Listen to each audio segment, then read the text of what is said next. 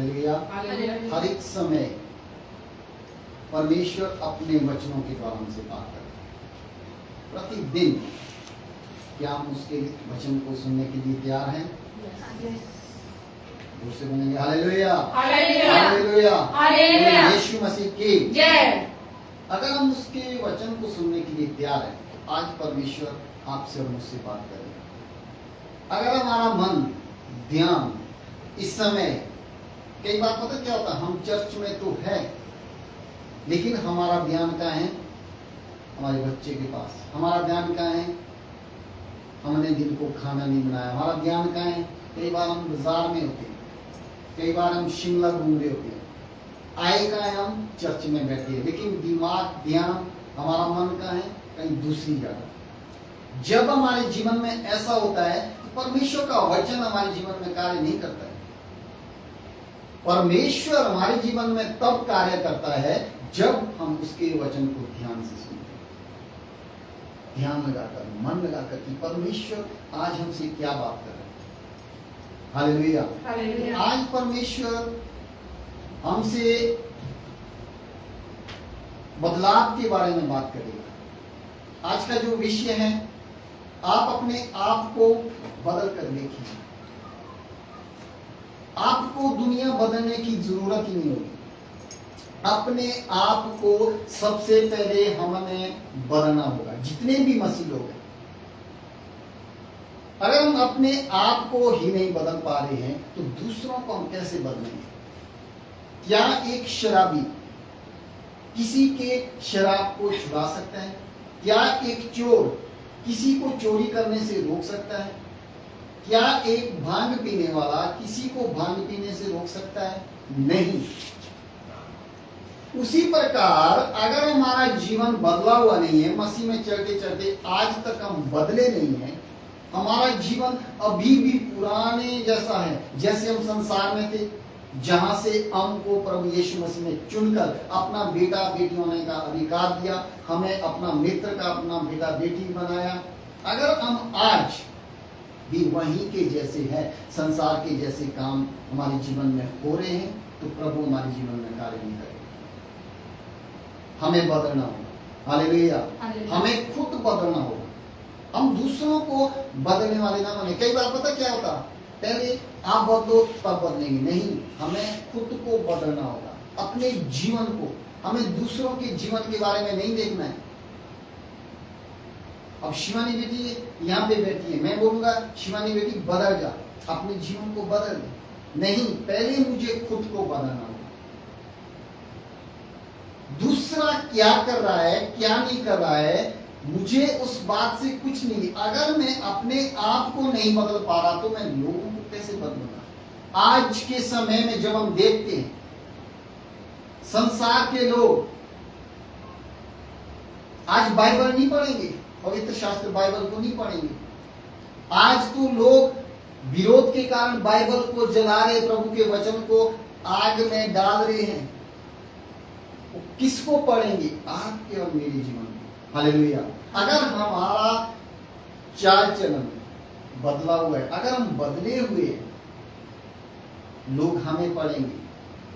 लोगों की निगाहें आज पता कहाँ है? आपके और मेरे ऊपर। हालेलुया, जोर से बोलेंगे हालेलुया, हालेलुया, हालेलुया, बोलो यीशु मसीह की जय। किसके ऊपर है? वचन कहता है कि तुम मसीह की चलती फिरती पत्री। आप और मैं प्रभु यीशु मसीह की क्या चलती फिरती पत्रियां हैं। लोग आज बाइबल को नहीं पढ़ेंगे, आपके और मेरे जीवन को पढ़ेंगे कि हमारा जीवन कैसा है। क्या हम प्रभु में सही रीति से चल रहे? हमारी बोली कैसी है? हमारी भाषा कैसी है?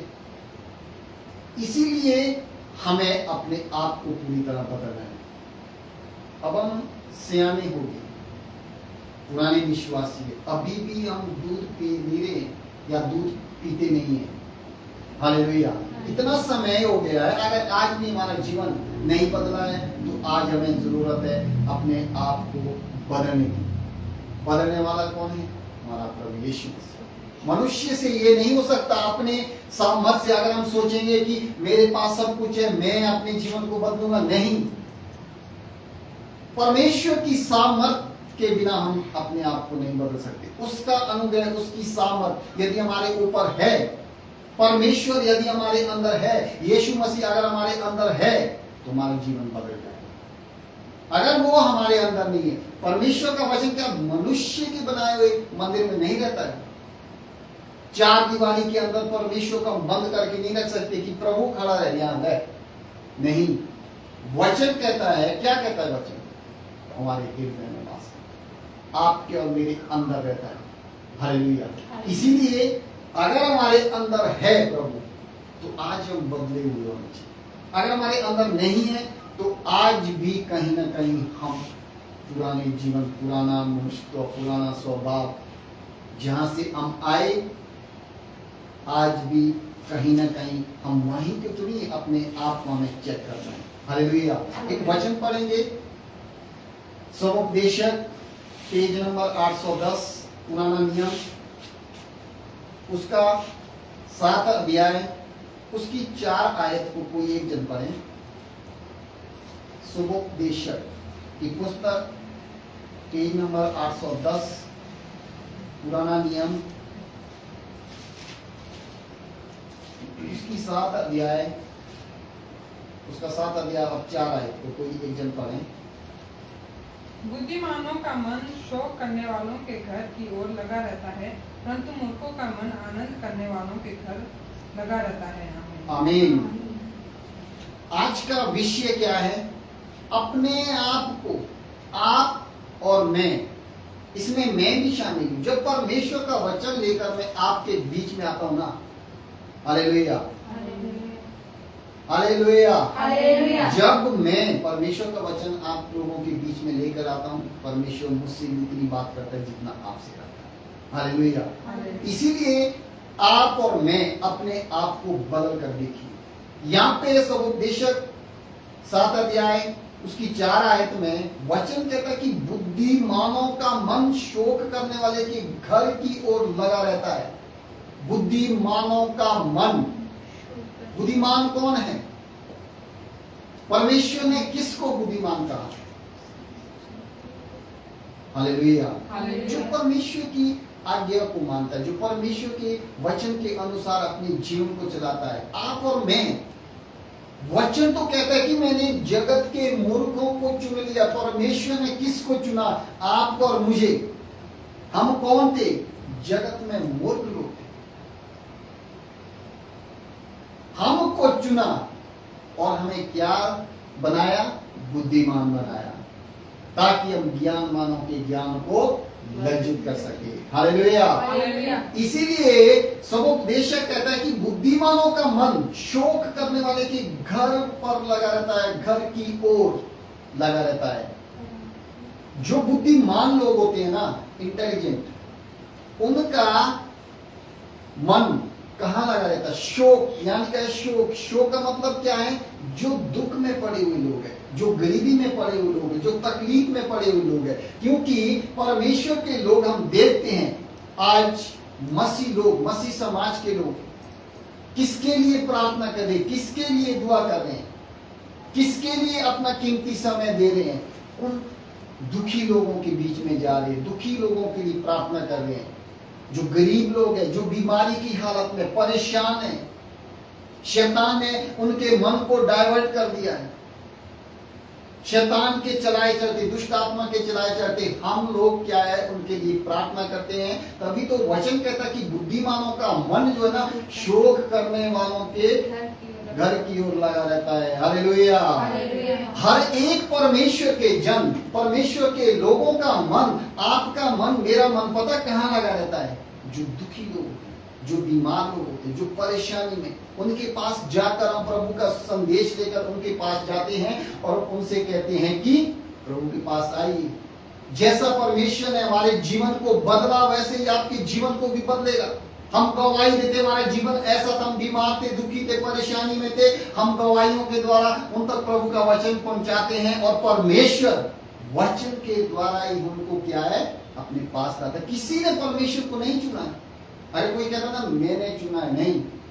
वचन कहता, बाइबल कहती है मैंने तुमको चुना है। परमेश्वर को हमने नहीं चुना, परमेश्वर ने हमको चुना है ताकि हमारे जीवन के द्वारा परमेश्वर की महिमा हो। हालेलुया। और आगे कहता परंतु दो लोग हैं यहाँ पे, एक कौन है? बुद्धिमान और दूसरा है मूर्ख। और मूर्खों के बारे में यहाँ पे क्या कहता है? बुद्धिमानों का मन शोक करने वालों के घर की ओर लगा रहता है, परंतु मूर्खों का मन आनंद करने वालों के घर पर लगा रहता है। जो मूर्ख लोग हैं, मूर्ख का मतलब है जिसके पास परमेश्वर नहीं, जिसके पास परमेश्वर की दी हुई बुद्धि नहीं है। जो मूर्ख है उसका मन कहाँ लगा रहता है? आनंद करने वाले घर में। आनंद का मतलब है जिस घर में खुशी है, जिस घर में आनंद है, उस घर की ओर उसका मन लगा रहता है, ताकि वो उसको कैसे गिराए। अगर कोई परिवार अच्छा है, पति पत्नी बच्चे सारे प्रेम से रह रहे हैं, वो जो मूर्ख होता है ना, उसका मन कहाँ लगा रहता है? जो आनंद कर रहा है यीशु मसीह वालों के पीछे। आप और लोग में क्या है? हम बदले। आज का वचन क्या है? आज का विषय क्या है? आप अपने आप को बदल कर देखिए। आप और मैं अब बदले हुए लोग हैं।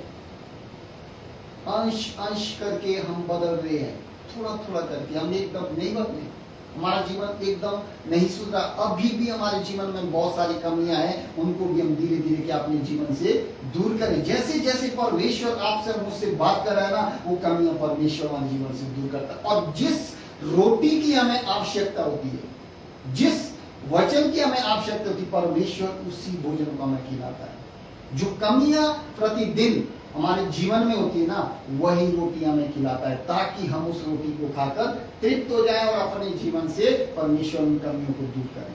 हालेलुया। यहाँ पर देखते हैं हम, बुद्धिमान का मन कहाँ पर लगा रहता है?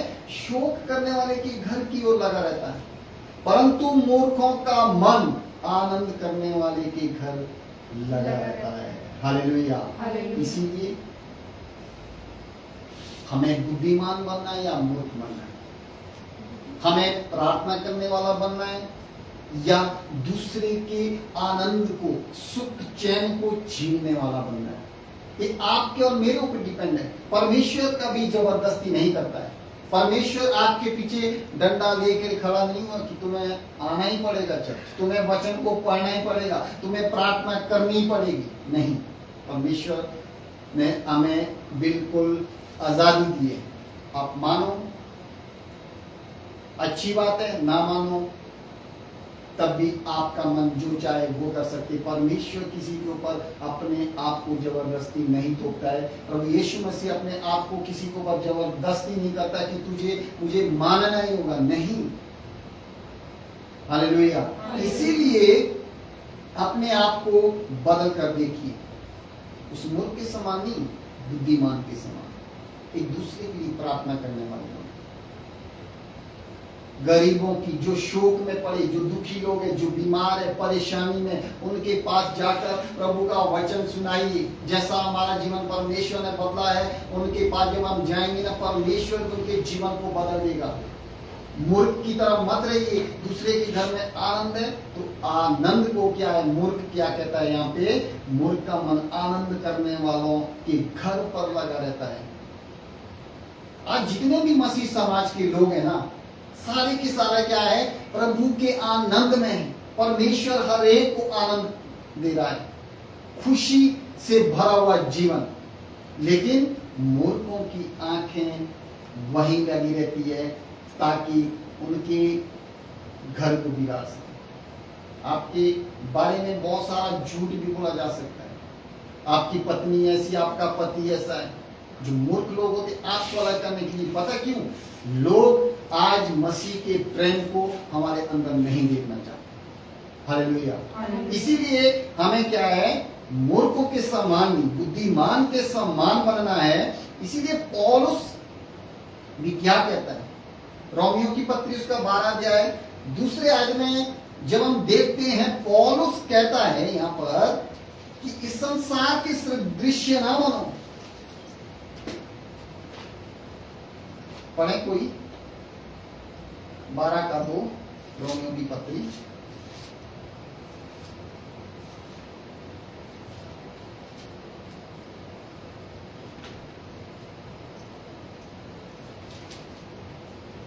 संसार के सदृश ना बनो, परंतु तुम्हारे मन के नए हो जाने से तुम्हारा चाल चलन भी बदलता जाए, जिससे तुम परमेश्वर की भली और भावती और सिद्ध इच्छा अनुभव से मालूम करते रहो।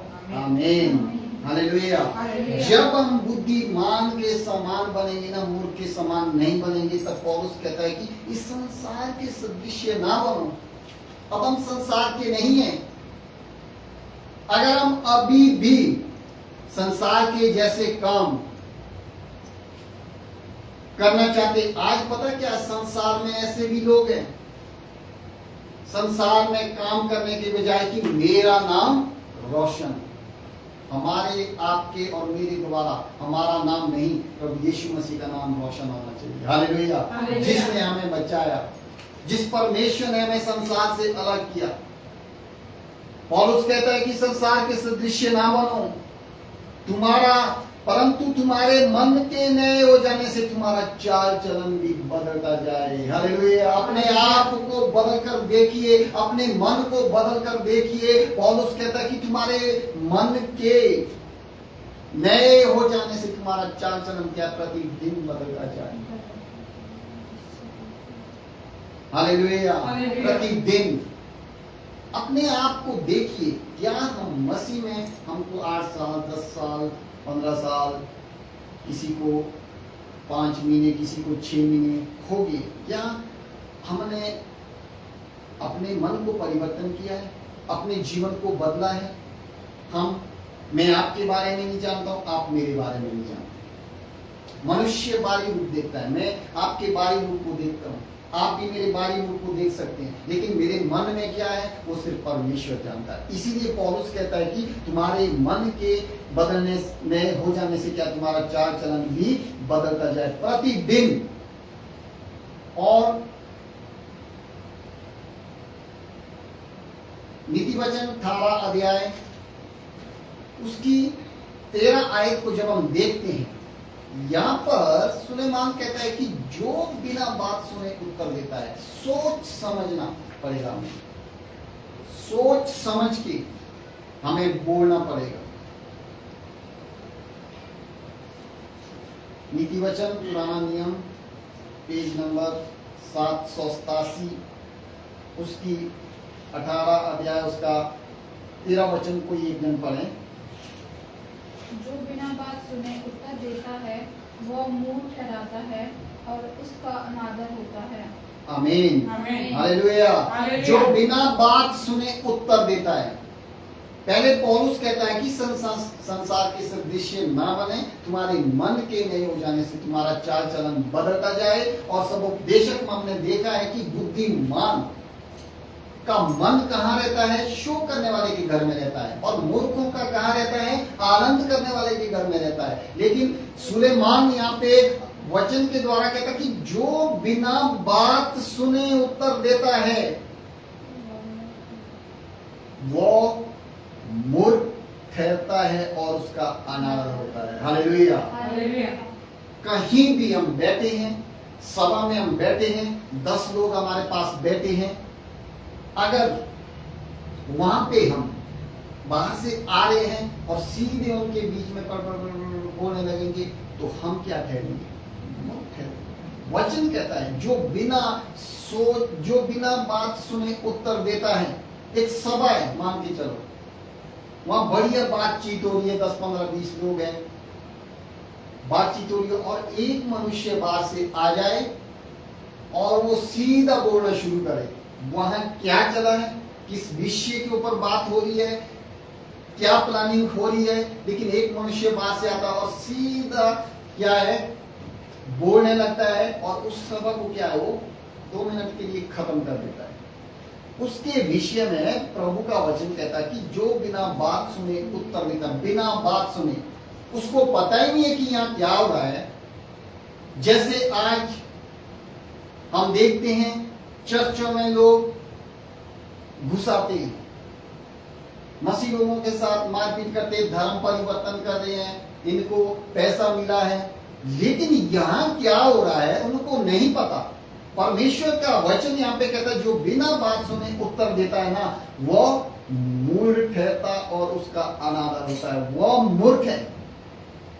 वचन बिल्कुल स्पष्ट स्थिति से यहाँ पे कह रहा है सुलेमान की वह मूर्ख है, वह मूर्ख ठहरता और उसका अनादर होता है। हालेलुया। हालेलुया। उसका अनादर ही होता है। अगर हम बिना सोच विचार के, अगर हमारे पास कोई तथ्य नहीं, हमारे पास कोई सबूत नहीं और सीधा हम फट बोलने लगे वहां क्या हो रहा है, तो हम क्या है, मूर्ख ठहरेंगे। क्यों? हमें पता ही नहीं है वहां पे क्या हो रहा है। इसीलिए सुलेमान कहता है कि बिना बात सुने उत्तर देता है, बिना बात सुने उत्तर देता है, वो मूर्ख ठहरता और उसका अनादर होता है। वहां पे उसके स्वागत के लिए आदर नहीं होता है। जो चुपचाप आएगा, सभा में बैठेगा, सुनेगा, उसके बाद क्या, उसका वेलकम भी किया जाएगा, स्वागत भी किया जाएगा। हालेलुया। अगर बिना उसको पता ही नहीं है, अपनी बोली भाषा बोलने लग गया, उसके बाद क्या, उसका अनादर होगा, धक्के मार के बाहर निकाल दिया जाएगा। इसीलिए हमें बुद्धिमान के समान बनना है। याकूब 5 में वचन कहता है ना, यदि किसी को बुद्धि की घटी हो परमेश्वर से मांगे। हालेलुया। किसी को बुद्धि की घटी है, हम सबको बुद्धि की घटी है, कोई बुद्धिमान नहीं है। वचन तो कहता है कि सब के सब ने क्या है, पाप किया है। हालेलुया। कोई धर्मी नहीं है। इसीलिए हमें क्या है, बुद्धिमान के समान बनना है। और एक के साथ में जब हम देखते हैं नीति वचन इसी अध्याय में 1:7, यहाँ पे वचन कहता है यहोवा का भय मानना बुद्धि का मूल है। यहोवा का भय, परमेश्वर का भय मानना क्या है, बुद्धि का मूल है। जब हम परमेश्वर का भय मानते हैं, जब हम परमेश्वर की आज्ञाओं के अनुसार चलते हैं, जब हम परमेश्वर की इच्छा के अनुसार चलते हैं, तब क्या कहता है, यहोवा परमेश्वर का भय मानना बुद्धि का मूल है। और बुद्धि और शिक्षा को मूढ़ी लोग तुच्छ जानते हैं, मूर्ख लोग। ये मैं नहीं कह रहा, वचन कह रहा है। बुद्धि की बातें और शिक्षा की बातों को कौन लोग तुच्छ जानते हैं? जो मूर्ख लोग होते हैं, जो बिना सोचे विचारे बात करते हैं। हमें होना क्या चाहिए? पहले सुनो। आपके साथ कभी ऐसा होगा, सुनो, उसकी बात पूरी हो जाए, उससे कहिए आपकी बात पूरी हो गई है। अगर वो बोलेगा हाँ जी होगी, मेरी बारी, अब मैं बोलूं,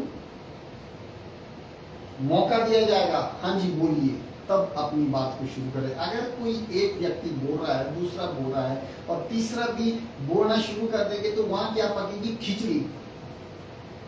जब खिचड़ी पकेगी, ना उसकी बात का पता, ना उसकी बात का, ना इसकी बात का। इसीलिए वचन कहता है कि यहोवा का भय मानने से क्या है, बुद्धि मिलती है। और शिक्षा और बुद्धि को मूढ़ी लोग तुच्छ जानते हैं। हालेलुया। और एक वचन देखेंगे हम, इफिसियों की पत्री में पौलुस क्या कहता है। इफिसियों की पत्री उसका 4 अध्याय, उसकी 22 और 23 आयत।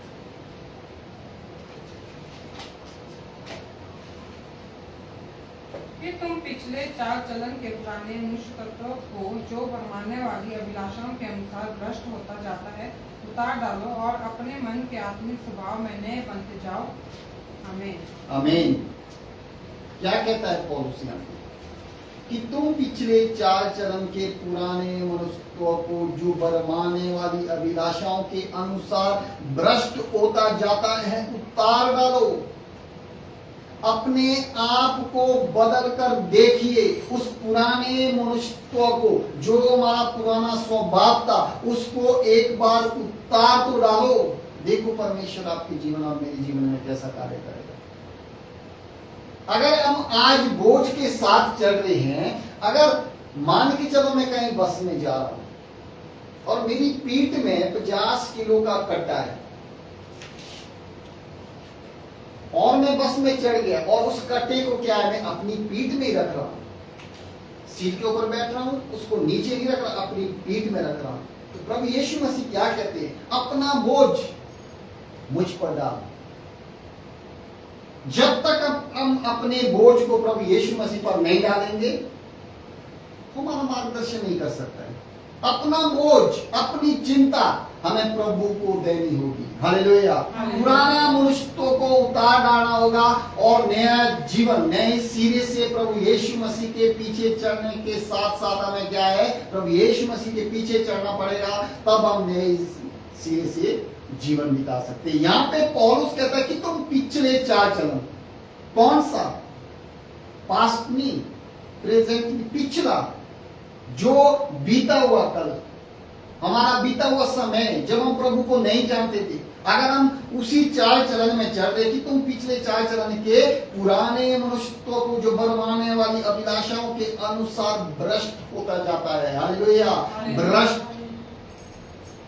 अगर आज हम पुराने जीवन को लेकर अपने ऊपर चले हुए हैं, उस बोझ को लेकर हम अभी भी चल रहे, प्रभु के पास तो आए हैं, आज भी बोझ हमारे कांधे के ऊपर है, आज भी हमने अपने बोझ को प्रभु यीशु मसीह को नहीं दिया, उस पुराने जीवन को उतार कर अभी भी हम उसको अपने साथ लिए हुए चल रहे हैं, तो परमेश्वर हमें कैसे ब्लेस करेगा? आज बहुत सारे लोग बीमारी से ठीक क्यों नहीं हो रहे? वो आज भी बोझ को लेकर चल रहे हैं, उन्होंने अभी तक प्रभु को बोझ नहीं दिया है। प्रभु तो स्पष्ट कहता है ना, अपना बोझ, अपनी चिंता मुझ पर डाल, मुझे तुम्हारा ध्यान है। हालेलुया।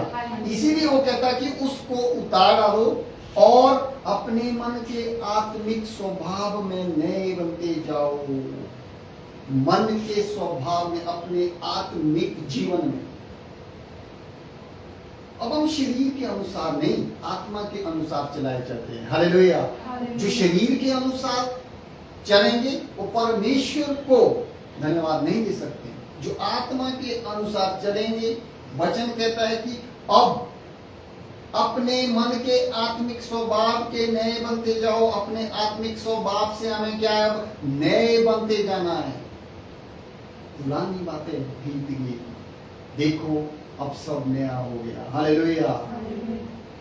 और उस कहता है, इसीलिए हमें अपने आप को बदलना होगा। एक बार देखिए, अपने आप को बदलकर दूसरों के ऊपर आरोप मत लगाएं।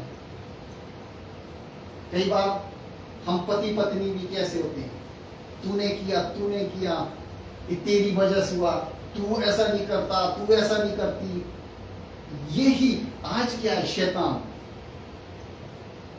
के पास एक ही हथियार है। शैतान किसको तोड़ना चाहता है? परिवार को। हालेलुया। पति पत्नी के बीच के रिश्ते को खत्म करना चाहता है, ताकि परमेश्वर की महिमा ना हो। हालेलुया। जिस घर में परमेश्वर ना, उस घर में प्रेम होता है। जिस घर में परमेश्वर नहीं, उस घर में प्रेम नहीं होता, उस घर में क्या है, लड़ाई झगड़ा होता है। क्यों? अभी भी हम सांसारिक दशा में हैं, आत्मिक दशा में नहीं। हमारा मन नहीं बदला है। अगर हमारा मन बदला ही नहीं है तो हम कैसे प्रभु यीशु मसीह के पीछे चल सकते हैं? एक धक्का स्टार्ट गाड़ी होती है ना, उतराई में ले जानी पड़ती है, धक्का देंगे 4 आदमी, तभी वो आगे जाके थोड़ी स्टार्ट होती है। अगर हमारा जीवन भी धक्का स्टार्ट है ना, तो हम प्रभु की सेवा नहीं कर सकते, प्रभु के पीछे नहीं चल सकते। अपने आप को मेंटेन करिए, अपने आप को बदलिए, दूसरों के ऊपर आरोप मत लगाइए। अपने आप को बदल कर देखिए। जब हम अपने आप को बदलेंगे ना, सच में परमेश्वर हमारे बदले जाने के कारण लोगों के जीवन को भी बदल देगा। हालेलुया। लोग कैसे आएंगे? हमारे चाल चलन को देखते, हमारी बोली भाषा को देखते। अगर हम आज अपने माँ बाप से तमीज से बात नहीं करते हैं, अपने माँ बाप से ही हम क्या करते हैं, गुस्से से बात करेंगे, लड़ाई झगड़े वाली बात करेंगे, तो कैसे हमारे जीवन को देख के लोगों का जीवन बदलेगा? नहीं, पहले हमें अपने घर में ही सुधरना, अपने आप को सुधारना होगा। अपने आप को बदल कर देखिए, तभी तो परमेश्वर हमारे जीवन में कार्य करेगा। पौलुस क्या कहता है कि तुम पिछले चाल चलन के पुराने मनुष्यों को बरमाने वाली अभिलाषाओं के अनुसार है, भ्रष्ट होता जाता है, उतार डालो और अपने मन के आत्मिक स्वभाव में नए बनते जाओ। आत्मिक स्वभाव में हमें क्या है, नए बनते जाना है। बिल्कुल। अगर हम नए नहीं हैं, अगर हम नए नहीं बन रहे हैं, तो परमेश्वर का अनुग्रह हम पर कैसे हो? परमेश्वर की आंखें उन्हीं पर लगी रहती जो उसके धर्मी जन है। हालेलुया। प्रभु की निगाहें, परमेश्वर को हम ऐसा मत सोचें कि वो हमारी सुनता नहीं है। उसकी आंखें, वो देखता है, उसके कान है, वो सुनता है, हर समय अपनी धर्मी जन की ओर अब अपने कानों को लगाए रहता है। पढ़े कोई 34 भजन संहिता 34 अध्याय उसका 15, 16, 17 आयत को।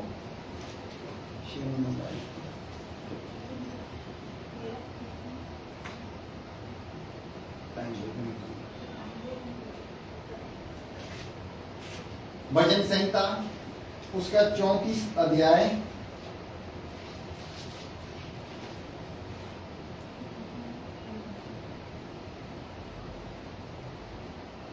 15, 16 और 17 आयत को कोई पढ़े। यहोवा की आंखें धर्मियों पर लगी रहती है और उसके कान भी उनकी दोहाई की ओर लगे रहते हैं। आमीन। यहाँ पे क्या कहता है वचन? यहोवा की आंखें किसकी ओर? धर्मियों की ओर लगी रहती है और उसके कान उसकी दुआई की ओर लगे रहते हैं। धर्मी कौन? जिसने अपने जीवन को बदल दिया। हालेलुया। अगर वचन तो कहता है कोई धर्मी नहीं, एक भी नहीं, सबके सब ने पाप किया है। जब वचन ये कहता है, यहाँ पे कहता है कि यहोवा की आंखें धर्मियों की ओर लगी रहती है। धर्मी का मतलब हम अपने आप को धर्मी बना सकते हैं। किसके द्वारा? हमारी चाल चलन के द्वारा, हमारी बोली भाषा के द्वारा। अगर हमारा चाल चलन, अगर हमने अपने आप को बदल दिया है, अगर आज हम बदले हुए हैं, अगर आज हम, जैसा प्रभु यीशु मसीह ने कैसा क्या कहा, जैसे मैं पवित्र हूं वैसे तुम भी पवित्र बनो, क्या हम उस पवित्रताई में चल रहे हैं? हमें अपने आप अंदर देखने की जरूरत है। यहाँ पर भजनकार दाऊद कहता है, यहोवा की आंखें धर्मियों पर लगी रहती हैं और उसके कान उसकी दुआई की ओर लगे रहते हैं। हालेलुया। जब हम परमेश्वर को पुकारेंगे, वो हमारी सुनेगा। इजराइलियों ने परमेश्वर को पुकारा, परमेश्वर ने उनकी सुनी। इजरायली लोगों को परमेश्वर ने मिस्र की गुलामी से छुड़ाया, परमेश्वर ने उनकी प्रार्थना को सुनी। समय लगा, आज हो सकता है हमें भी समय लग रहा हो प्रार्थना करने के लिए, हमारा जीवन नहीं बदल रहा हो, लेकिन एक दिन जरूर बदलेगा। कैसे? जब हम अपने आप को परमेश्वर के हाथों में सौंपेंगे, जब हम उसको पुकारेंगे, वो बदलेगा, हर एक के जीवन को बदलेगा। हालेलुया। आगे सुना। यहोवा बुराई करने वालों के विमुख रहता है ताकि उनका स्मरण पृथ्वी पर से ना मिटा डाले। हालेलुया। यहोवा परमेश्वर बुराई करने वाले, जो बुराई करते हैं, जो मन में ईर्ष्या, मन में एक दूसरे के प्रति दोष लगाने की भावना, मन में एक दूसरे के प्रति कुड़कुड़ाने की भावना के अनुसार जो व्यक्ति आज चल रहा है ना, यहोवा बुराई ऐसे लोगों के क्या विमुख रहता है, उनसे परे रहता है। परमेश्वर क्या है? हमारा परमेश्वर पवित्र है। हालेलुया। जब हमारा परमेश्वर पवित्र है तो वो कहां वास करेगा? जहां उसके लोग पवित्र है। यीशु मसीह ने क्या कहा? मैं तुम्हारे अंदर वास करूं। हालेलुया। अंदर अगर हम पवित्र है, अगर हमारा जीवन पवित्र है, हमारा पुराना मनुष्य तो हमने छोड़ दिया, नया हमने त्याग दिया, आत्मा के चलाए हुए चढ़ रहे हैं, तो परमेश्वर हमारे अंदर वास करेगा। गंदगी में रहने वाला परमेश्वर नहीं है, वो पवित्र जगह को ढूंढता है। और पवित्र कौन है? आप और मैं, क्योंकि हम उसके मंदिर हैं। आप और मैं उसके मंदिर हैं, और वो कहाँ रहता है? एक पवित्र जगह में। तभी वो कहता कि वह बुराई करने वालों के क्या है? विमुख रहता, उनसे दूर रहता है, ताकि उनका स्मरण पृथ्वी पर से मिटा डाले। पृथ्वी पर से हम सब का सब क्या है? मिट जाएंगे। आज हम प्रभु यीशु मसीह के पास क्यों आए? आज हम लोगों से इन बातों को क्यों सुनते हैं? ये ईसाई है, इन्होंने धर्म परिवर्तन कर दिया, इनको पैसे मिले हैं, इन्होंने अपने बाप को छोड़, कई इल्जाम हमारे ऊपर लगाते। हम क्या है, चुपचाप उनकी सुनते। पता क्यों? हम उस अनंत जीवन पाने के लिए प्रतिदिन प्रयास कर रहे हैं। हालेलुया। जहां प्रभु यीशु मसीह ने कहा कि मैं पिता के पास जाता हूं और तुम्हारे लिए जगह तैयार करूंगा। हालेलुया। जहां तुम रहेंगे वहां मैं रहूंगा, जहां मैं रहूंगा वहां तुम भी रहेंगे, यीशु मसीह ने कहा। कहां है यीशु मसीह? पिता परमेश्वर के दाहिनी ओर स्वर्ग में।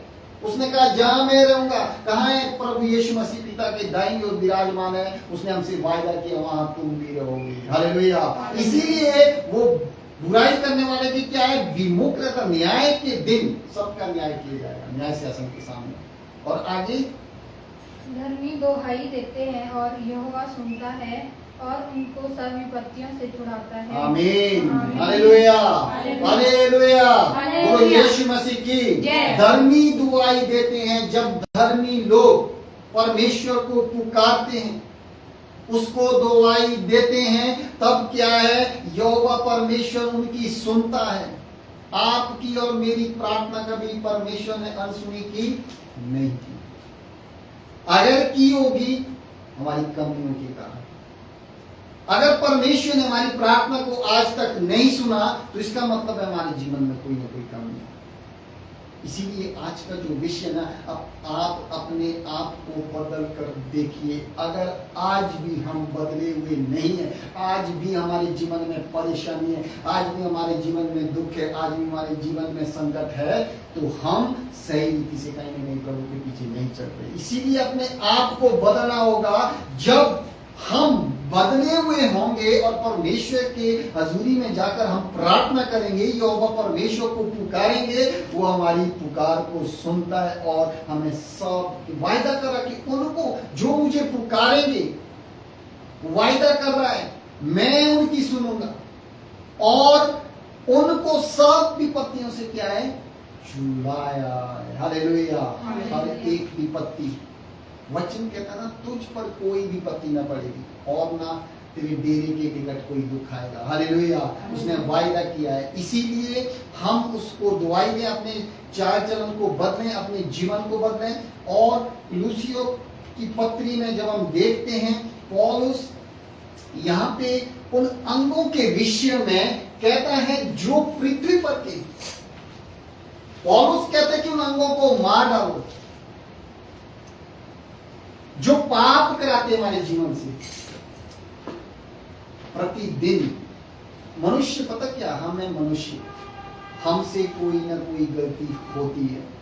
अगर कोई ये कहे मुझसे तो कभी गलती नहीं होती, मैंने कभी पाप नहीं किया, मैंने कभी बुराई नहीं की, मैंने कभी दूसरे को कुछ नहीं बोला, मैं मौन रहता हूं, बिल्कुल ना मैं बात कहता हूं, कोई झूठा है। बाइबल कहती है जो कोई ये कहता है ना मैं सब कुछ जानता हूं, मैं उसे जान गया, उसे पहचान गया, बाइबल उसके विषय में कहती कि वो झूठा है। इसीलिए पौलुस कहता है, हम अंतिम वचन पढ़ेंगे लूसियो की पत्री 3 अध्याय उसकी 5 आयत से आगे, एक आयत को कोई एक जन पढ़े जो जोर से। इसलिए अपने उन अंगों को मार डालो जो पृथ्वी पर है, अर्थात व्यभिचार, अशुद्धता, दुष्कामना, बुरी लालसा और लोभ, जो कोई को जो मूर्ति पूजा के बराबर है। हालेलुया। इसीलिए अपने उन अंगों को मार डालो जो पृथ्वी पर है।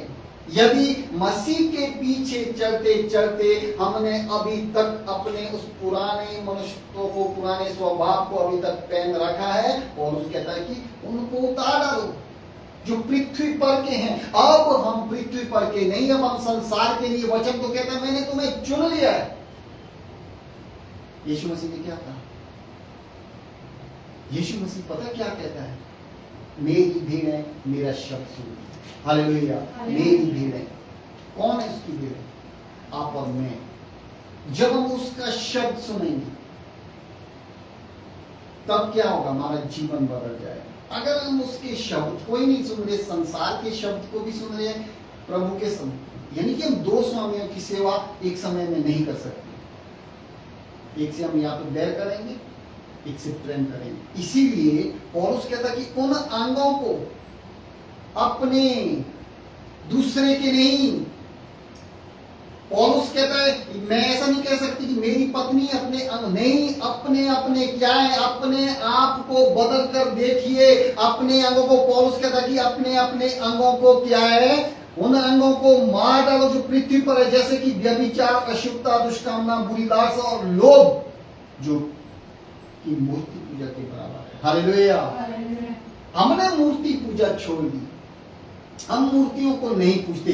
अगर ये व्यभिचार, अशुद्धता, दुष्कामना, बुरी लालसा और लोभ जैसी बातें हमारे अंदर है, तो बाइबल कहता है, पौलुस कहता है कि हम तो मूर्ति पूजा अभी भी करते। मूर्ति पूजा के बराबर ये सारे काम दर्शाए गए।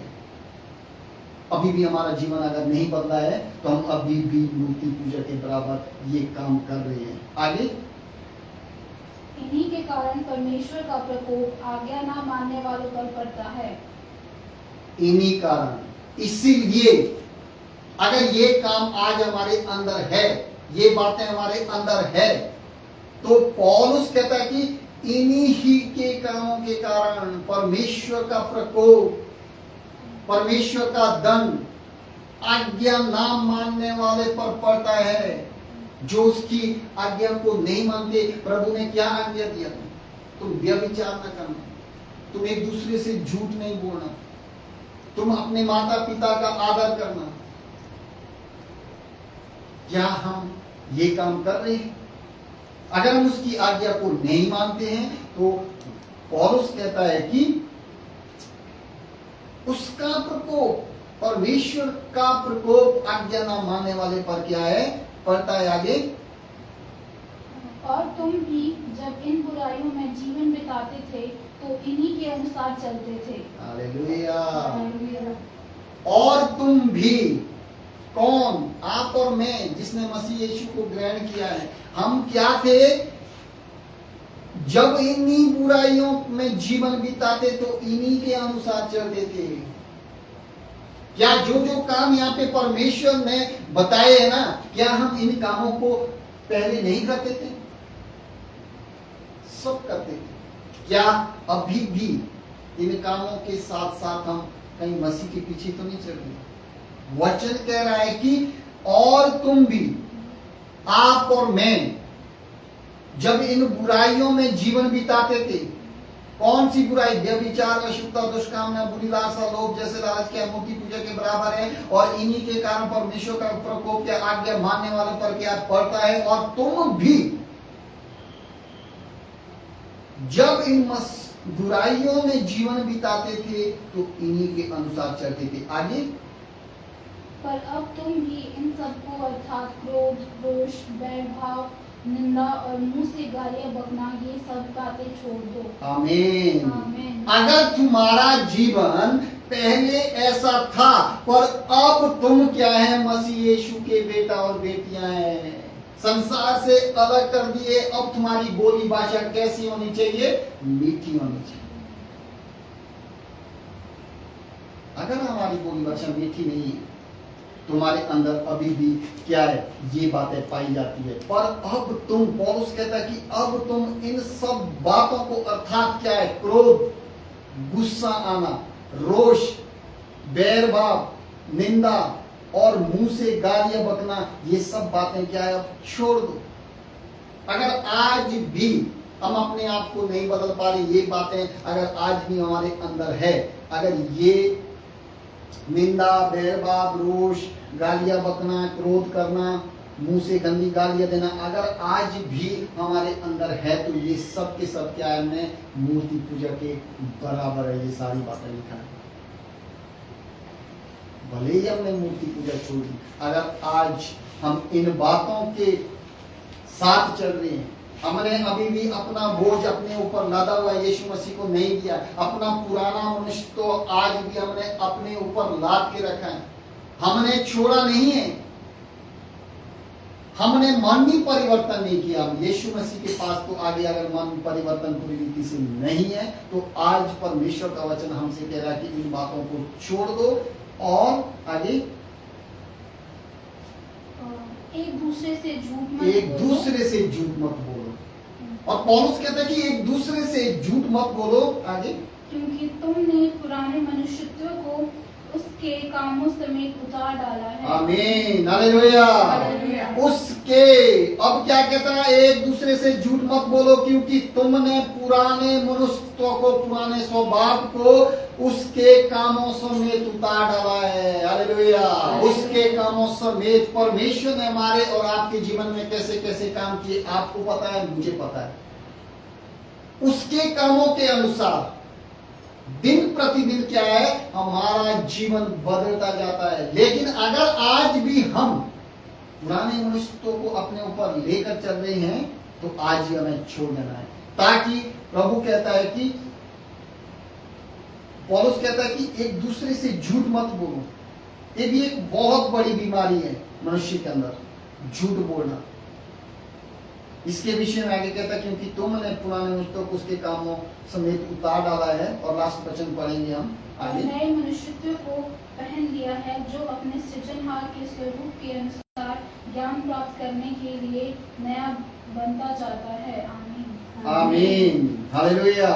और क्या है, उसके कामों के अनुसार उतार डाला है और नए मनुष्यों को पहन लिया है।